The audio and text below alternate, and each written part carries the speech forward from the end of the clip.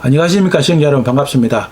채널1 사기꾼 학교 보내기 김사업입니다. 오늘은 수많은 사기 사건들의 금융 사기에 대해서 알아보겠습니다. 대출 사기의 대부분은 수수료를 입금받은 후 잠적하는 형태가 한 70% 이상으로 가장 많습니다. 그리고 인터넷 뱅킹의 비밀번호 등을 피해자로부터 알아내서 인터넷 계좌이체를 통해 예금 등을 인출해가는 형태도 약 30%나 됩니다. 현행법에서는 은행의 대출을 알선하는 대출 모집인이 대출 신청인으로부터 수수료를 받는 것은 불법이고 있을 수도 없는 일입니다. 전체 대출 사기 사건 중 약 한 50%가 은행에 대출을 해주겠다고 수수료를 편취하는 등의 수법으로 사기를 치고 있습니다. 또한 이들 대출 사기 업체들은 돈을 편취한 것에 그치지 않고 대출 신청자들의 계좌나 휴대폰을 대포 통장, 대포폰으로 이용함으로써 또 다른 범죄의 연루를 시키고 있습니다. 사기범들은 자금이 필요한 서민들이 지푸라기라도 잡는 그런 절박한 심정을 이용하고 있습니다. 그래서 피해자들은 사기라는 느낌이 들어도 상황이 절박하고 자금 융통에 대한 일말의 기대감 때문에 대출 사기를 거부하지 못하는 악마 유혹에 빠져들게 되는 겁니다. 이런 대출 사기 업체들은 단기간 활동하다가 잠적하기 때문에 피해자가 금전적인 손해를 보더라도 변제를 받기가 매우 어려운 경우입니다. 그래서 사전에 피해를 예방하는 것이 그 무엇보다 중요합니다. 대출 사기에 휘말리는 대부분의 사람들은 급하게 돈이 필요하지만 신용 등급이 낮아서 대출이 어려운 사람들이나 신용 불량자들이 많습니다.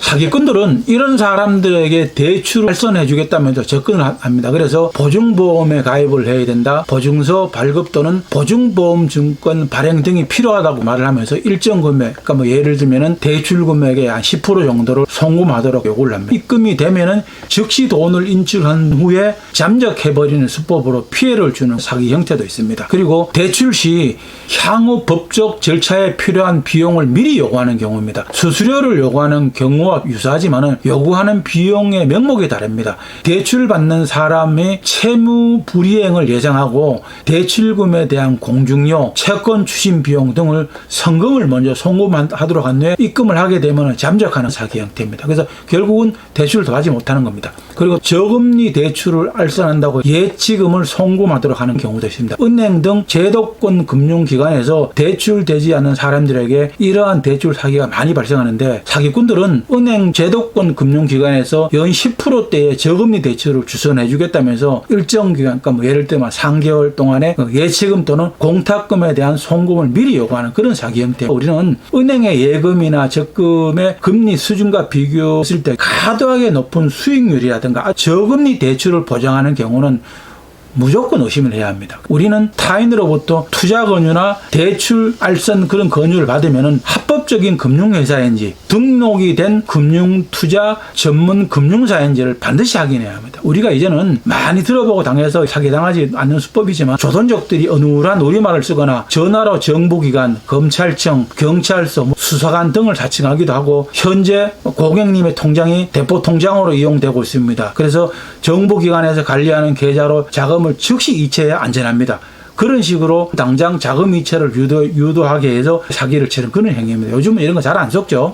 또 신용정보 조회 기록이 많으면 신용 등급이 하향 조정되어서 대출이 어려워지는데, 요즘은 아마 이런 제도는 없어진 걸로 제가 알고 있습니다. 이런 것들을 이용해 피해자들에게 접근하는 수법도 많이 사용된 사기 수법입니다. 그래서 사기꾼들은 신용정보 조회 기록을 삭제하거나 신용 등급을 상향 조정하기 위해서는 전산 작업이 필요하니까 그 비용이 필요하다고 해서 송금을 유도하고, 또 직장이 없는 사람들에게는 급여라든지 4대 보험을 허위로 통장에 표시해야 되는데 필요하다면서 통장과 현금을 요구하는 경우도 있습니다. 그래서 입금이 되고 나면은 인출 후 바로 잠적해버리고 갈취한 통장과 현금 카드를 대포 통장으로 이용합니다. 그리고 대출 사기 피해자를 금융거래법을 위반한 범죄에 가담한 공범으로 만들기도 해서 이중으로 피해를 보게 하는 경우입니다. 그리고 부실 여신에 대한 해결을 위해서 이자를 요구하는 경우도 있습니다. 대출 시에 연체 기록이 있으면 연체 완납 후 적어도 몇 개월이 지나야 대출이 가능해집니다. 그래서 이 사기 수법은 연체를 다 갚지 못하면 다시 대출을 받는 것이 힘들어진다는 점을 이용해서 연체 금액의 일부를 대납해 준다고 하면서 이자 금액을 송금하도록 유도한 후 입금이 되면 인출한 후에도 바로 잠적해버리는 행위입니다. 입출금 거래 실적을 만들어야 한다고 하면서 체크 카드 등을 요구하는 경우도 있습니다. 대출을 쉽게 이용할 수 있는 방법 중에 하나가 마이너스 대출 통장인데 사기꾼들은 주거래은행의 통장이나 현금카드를 보내면은 금융거래 실적을 만들어준다고 유혹을 합니다. 그래서 통장과 현금카드를 피해자로부터 받으면은 피해자와 연락을 끊고 이 대포 통장을 다른 범죄 목적으로 불법으로 사용하는 겁니다. 이런 경우에는 대출은커녕 통장과 카드가 범죄에 사용되어서 피해자를 범죄자로 만들고 피해를 또 보게 하는 재질이 아주 나쁜 사기 형태입니다. 그리고 사기꾼들은 유령 회사를 만들어 놓고 페이퍼 컴퍼니를 만들어 놓고 벼룩시장이나 교차로나 인터넷 대출 카페를 만들어서 대출 희망자들을 모집합니다. 그래서 이들은 허위 재적 증명서와 허위 소득세 원천 징수 확인서를 발급해주고 근로자 전세자금 명목으로 금융기관에서 3천만 원 이상 대출을 받도록 합니다. 많게는 6천만 원, 한 1억까지 되는 걸로 제가 알고 있습니다. 이 가운데서 수수료 작업비 명목으로 30%, 한 50%까지 챙겨가는 경우도 있습니다. 그리고 신혼부부 우대 대출 제도를 악용을 해가지고 미혼 남녀들에게 허위로 혼인신고를 하게 해서 대출을 받기도 합니다. 그래서 사기꾼들은 국민주택기금 대출은 한국주택금융공사가 대출의 90%를 신용보증기금을 통해서 보증하기 때문에 금융기관이 확인이 허술하다는 점을 노려서 사기를 치는 것입니다. 그리고 신용등급이 낮지만 대출이 가능하다고 속여서 대출 진행비라든가 선납이자를 입금하도록 유도해서 사기치는 행위도 있습니다. 이와 같이 대출 사기의 수법이나 형태가 매우 다양하지만 요약해보면 몇 가지 경우가 있습니다. 저금리 대출을 유혹하는 겁니다. 돈이 급한 입장에서는 기가 솔깃한 유혹이죠. 그래서 일단은 금리가 높은 대부 업체로부터 돈을 빌리게 한 다음에 곧바로 금리가 낮은 곳으로 대출을 갈아타게 해준다고 그렇게 속입니다. 돈만 갈아채고 대안도 되지 않고 결국은 고금리의 빚만 따게 되는 것입니다. 일정 기간 동안에 예치금이나 공탁금의 명목으로 비용을 요구하거나 결국 돈도 날리고 남는 것은 고금리 빚만 남게 되는 경우가 있습니다. 법률 비용을 요구하는 경우입니다. 돈을 빌려준 뒤 채무자가 채무를 연체할 경우를 대비해서 공증이나 채권 추진 비용을 법률 비용을 미리 요구하는 경우입니다. 이자도 내면서 법적 비용도 내야 한다. 그렇게 사기를 치는 겁니다. 이런 경우 실제로는 채무 불이행으로 인한 채권 추진 비용은 채권자나 금융기관에서 부담을 하는 것입니다. 나중에 채무 불이행으로 인해 갖고 소송이 이루어지게 되면은 그때 승소한 사람이 패소한 사람한테 소송 비용을 함께 청구를 하는 것입니다. 그러니까 절대 이런 데 속으시면 안 됩니다. 또 신용 등급을 상향 후 대출이 가능하다고 요구하는 경우입니다. 그러니까 신용 등급이 낮은 채무자나 신용 불량자들에게 접근해서 사기를 치는 유형으로 신용 등급을 삭제하거나 변동하고 신용 등급을 상향시켜서 대출을 한다고 사기를 치는 건데 임의로 신용 등급을 삭제하거나 변동한다는 것은 불가능한 일입니다. 절대로 이거는 있을 수 없는 일입니다. 신분증이나 통장, 현금카드 같은 걸 요구하는 경우 금리를 싸게 하려면은 돈을 직접 입금해야 된다. 그래서 신분증과 통장 사본을 요구하면서 사기를 치는 거죠. 이런 경우는 통장에 돈도 사라지고 보내준 통장은 대포 통장으로 사기를 치는데 사용합니다. 그래서 대포 통장은 빌려준 사람도 공범으로 형사처벌을 받습니다. 무슨 일이 있어도 신분증이나 통장, 카드, 비밀번호 이런 절대로 타인에게 빌려주거나 알려줘서는 안 됩니다. 선수수료를 요구하는 경우입니다. 금리가 낮은 대부 업체로 소개를 해준다고 속여서 선수수료를 요구하면서 사기를 치는 경우인데 선수수료를 지불해야 하는 그런 법은 존재하지 않습니다. 국가에서 인정하는 금융기관은 절대로 대출 수수료를 요구할 수가 없습니다. 그리고 대출을 담당하는 담당자도 절대로 수수료를 요구하지 않습니다. 간이 사업자 등록증을 권유하는 그런 경우입니다. 무직자나 백수들, 노숙자들에게 접근해서 돈을 싸게 빌려주겠다고 요구하기도 하고 간이 사업자 등록을 해야 하니까 신분증하고 통장, OTP 카드, 공인인증서와 비밀번호까지 발급을 받아 통장을 대포 통장으로 사용해서 사기도 당하고 범죄에 연루도 되는 이중 피해를 당하는 사기 범죄입니다. 대출 이후에 계좌 이체 요구를 하는 경우입니다.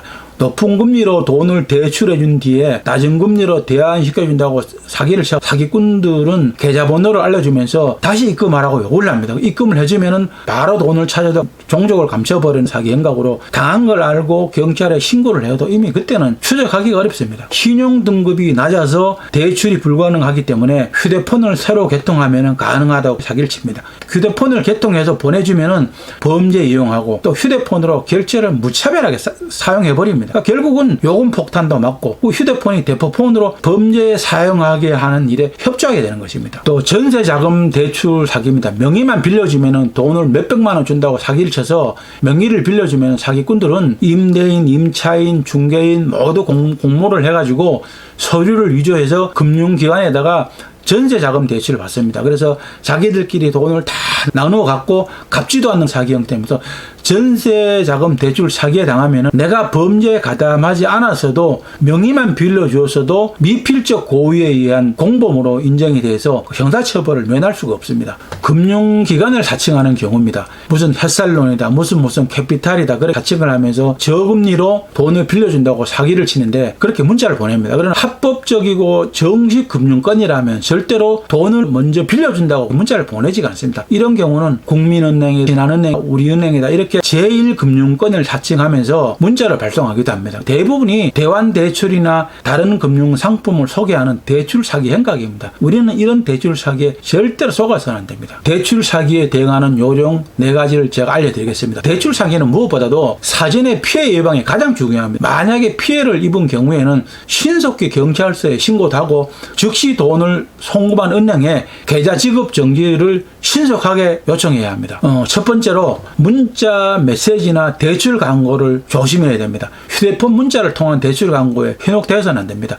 휴대폰 문자 메시지를 통해서 대출 광고를 하는 업체는 제도권 금융회사가 아닙니다. 불법 사금융업자일 가능성이 매우 높습니다. 당일 대출 가능하다, 마이너스 대출이 가능하다, 저금리 대출이 가능하다 등등 이런 광고 문구에는 절대로 쏙지 마십시오. 이거는 무조건 사기 대출업자들이 하는 사기 범죄입니다. 두 번째는 보증금이나 공탁금 같은 것을 요구하는 것을 조심해야 됩니다. 대출을 해준다고 하면서 보증금이라든가 공탁금 등을 돈을 요구하는 경우는 대출 사기가 100%입니다. 정상적인 대출업체 또는 대출 중개업자가 대출 이전에 보증보험 가입, 공증비용, 선이자 등의 목적으로 돈을 요구하는 경우는 절대로 없습니다. 이러한 경우 모두 대출 사기라고 보시면 됩니다. 대출을 받기 위해 예금 통장의 카드, 비밀번호 등을 보낼 것을 요구하는 경우도 100% 대출 사기라고 판단해요. 절대로 보내주시면 안 됩니다. 그리고 세 번째는 등록업체 대출 모집인 확인을 반드시 해야 됩니다.